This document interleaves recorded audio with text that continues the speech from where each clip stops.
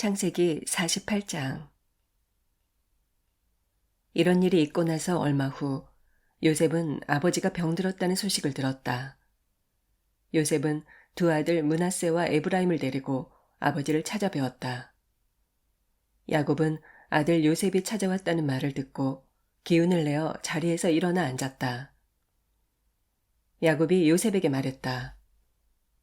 전능하신 하나님께서 가나안 땅 루스에서 내게 나타나셔서 나에게 복 주시면서 나는 내게 자손을 많이 주고 내 후손이 수없이 불어나게 하겠다. 나는 내게서 여러 나라와 많은 백성이 나오게 하겠다. 이 땅을 내 후손에게 주어서 내 후손이 이 땅을 영원토록 차지하고 살게 할 것이다. 라고 말씀하셨다. 요셉아, 너는 내가 이 이집트에 오기 전에 두 아들 에브라임과 므낫세를 낳았다. 나는 이제 그 아이들을 내 아들로 삼아야겠다. 르우벤이나 시므온처럼 너의 두 아들 에브라임과 므낫세를 내 아들로 삼겠다. 네가 이 두 아이들 다음으로 낳을 아이부터 네 자식들이다. 하지만 에브라임과 므낫세는 내 아들이 되어 너희 형들과 함께 나의 유산을 물려받게 될 것이다. 네 어머니 라헬은 내가 밧단을 떠나 가나안 땅으로 오던 중에 그만 죽고 말았다. 그곳은 에브랏에서 얼마 떨어지지 않은 곳이었다. 그래서 나는 에브랏, 곧 베들레헴으로 가는 길 옆에 네 어머니 라헬을 묻었다. 이스라엘이 요셉의 아들들을 바라보고 물었다. 이 아이들은 누구냐? 요셉이 아버지께 대답했다. 제 아들들입니다. 하나님께서 이곳 이집트 땅에서 제게 주신 자식들입니다. 이스라엘이 말했다. 그 아이들을 이리로 가까이 데려오너라. 내가 그 아이들을 축복해 주어야겠다. 이스라엘은 늙어 눈이 침침했다. 그래서 요셉은 두 아들을 아버지 앞으로 가까이 데려갔다. 이스라엘이 그들에게 입을 맞추고 그들을 껴안았다. 이스라엘이 요셉에게 말했다. 내가 너의 얼굴을 생전에 다시 볼 것이라고는 생각조차 못했다. 그런데 하나님께서는 이렇듯 손자들까지 보여주시는구나. 요셉은 아버지에게서 두 아들을 떼어놓고는 아버지에게 엎드려 절한 후에 두 아이를 데려다가 이스라엘의 왼쪽에는 에브라임을, 오른쪽에는 므낫세를 앉혀놓았다. 그러나 이스라엘은 왼손과 오른손을 엇갈리게 뻗친 다음 동생 에브라임의 머리 위에는 오른손을, 형 므낫세의 머리 위에는 왼손을 얹었다. 이스라엘이 요셉을 축복했다. 할아버지 아브라함과 아버지 이삭을 보살펴 주신 하나님, 오늘까지 저의 삶을 이끌어 주셨던 하나님, 온갖 어려움 속에서 저를 구원해 주신 그분 천사여, 이 아이들에게 복 주시기를 원합니다. 저의 이름과 저의 조상 아브라함과 이삭의 이름을 이 아이들도 부르기를 원합니다. 그리하여 이 아이들의 자손이 이 땅에서 크게 불어나기를 원합니다. 요셉은 아버지가 오른손을 동생 에브라임의 머리 위에 얹고 축복하는 것이 마음에 걸렸다. 그래서 요셉은 손을 바꿔 놓으려고 아버지 오른손을 붙잡고 아버지에게 말했다. 아닙니다, 아버지. 그렇게 하지 마십시오. 이 아이가 큰아이예요. 오른손을 큰아이의 머리 위에 얹어 놓으세요. 그러나 아버지는 거절하며 말했다. 그래, 안다. 내 아들아, 나도 알고 있어. 물론 므낫세도 후손들이 많이 불어나 큰 민족을 이룰 것이다. 하지만 동생이 형보다 더 크게 될 것이다. 동생의 후손이 아주 많이 불어나 여러 민족을 이룰 것이다. 그날에 이스라엘은 에브라임과 므낫세를 이렇게 축복했다. 이제 이스라엘 사람들이 너희의 이름으로 축복하리니 하나님께서 그대에게 에브라임처럼 또 므낫세처럼 복을 내려주시기를 비노라 하고 말할 것이다. 이렇게 이스라엘은 에브라임을 므낫세보다 앞세웠다. 그리고 이스라엘이 요셉에게 말했다. 나는 이제 죽을 것이다. 하지만 하나님께서는 늘 너와 함께 하실 것이다. 하나님께서는 너희를 인도하여 내 조상들의 땅으로 다시 이끌어 주실 것이다. 나는 내게 내 형제들보다 한 몫을 더 주었다. 내게 준 그 몫은 내가 칼과 활로 아모리 사람들의 손에서 빼앗은 땅이다. 49장. 야곱이 아들들을 불러 말했다. 다 모여라. 너희가 앞으로 겪게 될 일들을 내가 말해주겠다. 야곱의 아들들아, 다 모여 가까이 와서 들어라. 너희는 너희 아버지 이스라엘이 하는 말에 귀를 기울여라. 르우벤아, 너는 내 맏아들이니 나의 힘이고 내 정력의 첫 열매다. 내 영예와 권세가 참으로 대단하구나. 하지만 너는 거친 파도처럼 불안정하니 으뜸이 되지 못할 것이다. 너는 아버지의 침상에 기어올라 그 잠자리를 더럽혔도다. 시므온과 레위야, 너희는 한 형제로서 단짝이로구나. 하지만 너희의 칼은 잔인한 폭력의 도구가 되고 말았다. 나는 너희의 비밀스런 모의에 가담하지 않을 것이고 너희가 모이는 자리에도 끼어들지 않을 것이다. 너희는 분노에 사로잡혀 사람을 쳐 죽이고 너희 멋대로 소의 발목 힘줄을 끊어버렸도다. 너희가 맹렬한 분노로 설쳐대니 저주를 받을 것이고 하는 짓이 또한 아주 잔인하니 저주를 받을 것이다. 내가 너희를 야곱 자손 가운데 나누고 이스라엘 백성들 가운데 흩어지게 할 것이다. 유다야, 네 형제들이 너를 칭송할 것이다. 내 손이 내 원수의 목덜미를 붙잡을 것이고 내 형제들이 내 앞에 절할 것이다. 너는 새끼 사자 같구나. 나의 아들아, 너는 움켜진 것을 찢어먹고 굴로 되돌아가 웅크리고 몸을 누이는 사자와 같도다. 누가 감히 너를 건드릴 수 있으랴. 유다는 언제나 왕의 지팡이를 움켜쥐고 있을 것이다. 너에게서 대대로 왕이 나올 것이고 마침내 참된 왕이 나오리니 뭇 백성이 그 왕께 경배할 것이다.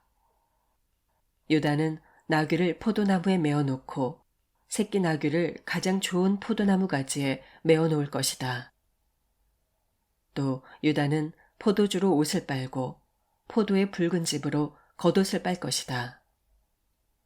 유다의 눈은 포도주처럼 붉을 것이고 유다의 이는 우윳빛보다도 더 힐 것이다. 스불론아, 너는 바닷가에서 살게 되리니 그곳은 배를 정박시키는 항구가 될 것이다. 또 너의 영토는 시돈에 이를 것이다. 이사가라, 너는 양쪽에 짐을 잔뜩 실은 채 웅크리고 앉아있는 힘센 나귀 같구나. 너는 쉴 곳을 보면 좋아하겠고 쉴 만한 땅을 만나면 기뻐할 것이다. 하지만 너는 어깨를 낮춰 짐을 지고 종처럼 고된 일만 하게 될 것이다. 다나, 너는 이스라엘의 한 지파로서 내 백성을 다스릴 것이다. 너는 길가에 숨어있는 뱀 같고 길섭에 숨어있는 독사 같아서 말 뒤꿈치를 물어 말 탄 사람을 거꾸로 뛸 것이다. 오 주여, 제가 주님의 구원을 기다립니다. 가사, 너는 적군의 침입을 받을 것이다. 하지만 너는 마침내 그들을 이겨낼 것이다. 아세라, 네가 차지한 땅은 기름진 땅이로구나. 풍성하게 수확할 것이고 왕의 식탁에 오를 음식을 장만할 것이다. 납달리야, 너는 풀어놓은 암사슴이로구나. 아름다운 소리를 내며 마음껏 뛰어노는구나. 요셉아, 너는 샘가에 심어진 무성한 나뭇가지, 가지마다 열매가 풍성하구나. 그 무성한 나뭇가지가 담 너머에까지 뻗었구나. 활 쏘는 자들이 너 요셉을 향해 무섭게 화살을 날리지만 내 활이 도리어 더 꿋꿋하고 내 팔목의 힘이 오히려 더 든든할 것이니 이는 야곱의 전능하신 하나님, 목자이신 하나님, 이스라엘의 반석이신 하나님께서 너와 함께 하시기 때문이다. 내 조상의 하나님께서 너를 도우시고 전능하신 하나님께서 내게 복을 내리실 것이다. 위로는 하늘에서 복을 내리시고 아래로는 저 깊은 샘에서 내게 복을 주실 것이다. 많은 자녀를 기를 젖가슴에 복을 주시고 많은 자손을 잉태할 자궁에 복을 주실 것이다. 내 아버지가 베푸는 축복이 조상들의 축복보다 나아서 영원한 산처럼 한없는 이 모든 복들이 요셉의 머리, 곧 형제들 가운데 가장 뛰어난 요셉의 정수리 위에 임하기를 바라노라. 베냐민아, 너는 사나운 이리 같구나. 아침에는 사냥한 것을 물어뜯고 밤에는 약탈한 것을 갈기갈기 찢는구나.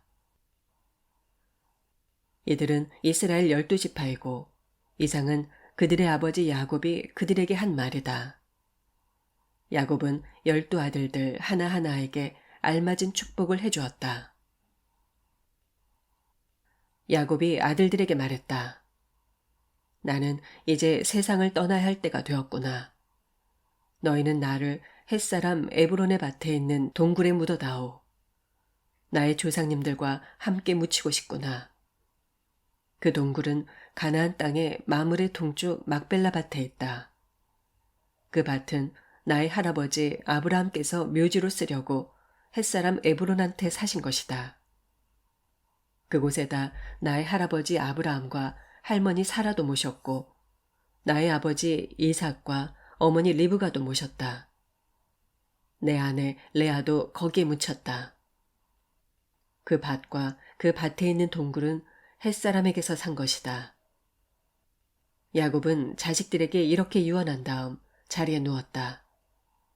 그리고 마지막 숨을 거두고 자기 조상들에게로 돌아갔다.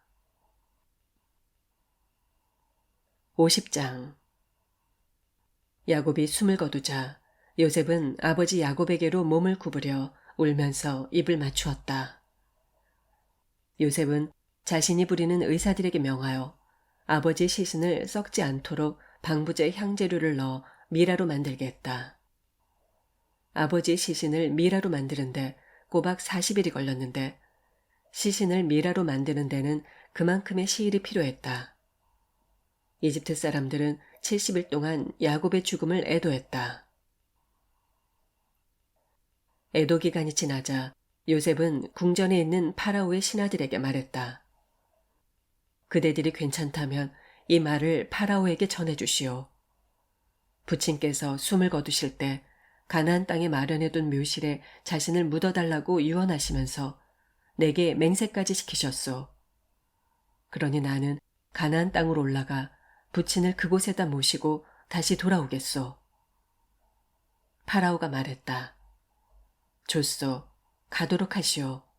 가서 그대가 맹세한 대로 부친을 그곳에 장사 지내도록 하시오.